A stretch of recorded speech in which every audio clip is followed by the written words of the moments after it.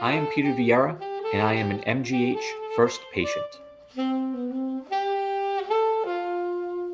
I am currently married for 14 years to the love of my life, Amy. We have a daughter, Delaney, she's 9. My son, Nolan, is 12.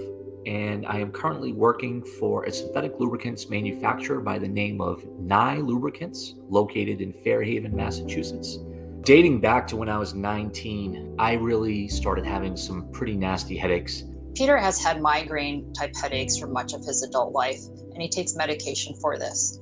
We had just finished up our travel baseball season, and my wife noticed a pattern in which I was taking my medication more often than I typically did.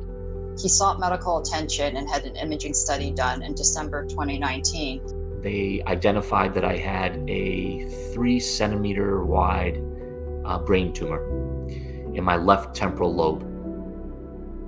So essentially, if you picture a golf ball that you could squish down, it essentially looks like an egg. I have a lot of medical contact in my family through my wife, through my sister-in-law, through my godmother. They're all nurses in the area. They started making phone calls. Who does Peter need to go see was the major question that was being asked. And at that point, he turned to Mass General Hospital for further care. That morning, I drove up to MGH with my wife, as well as my parents and my brother. And by about 6:30, I was in ICU recovering from brain surgery. And what they had gotten back in the test, I found out that January of 2020 that it was indeed diagnosed as a cancer.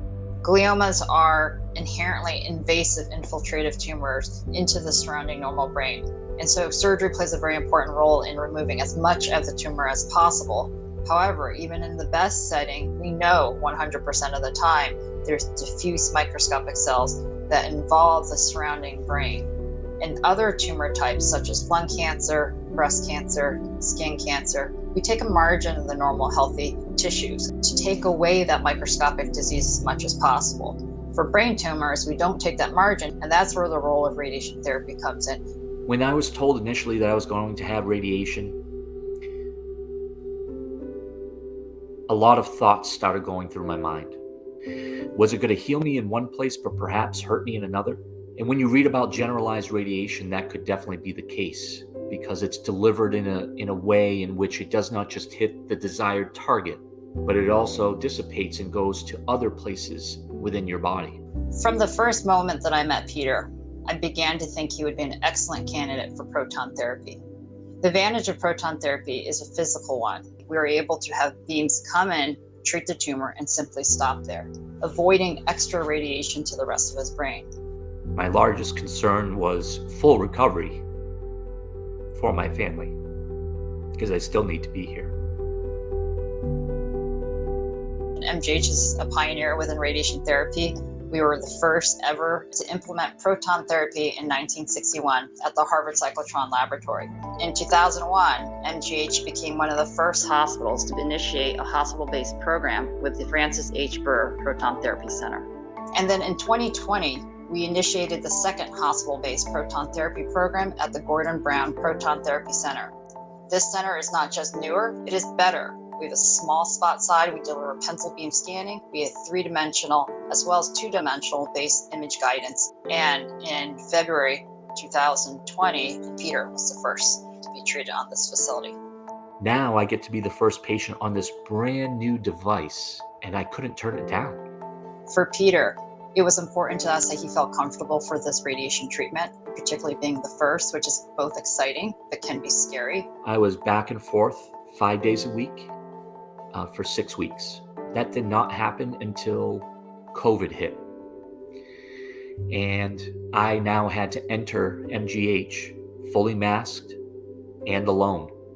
But the team that has been built around me at MGH, they continuously push for the positive direction that I need to be in.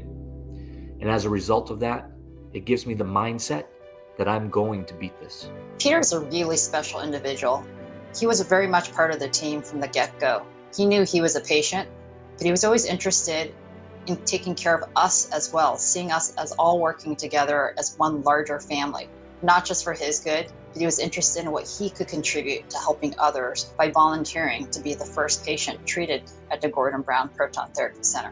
When I had the first treatment, everyone was on hand, from the design company to all the doctors involved to everyone. And they asked me what my opinion was on the mechanism itself.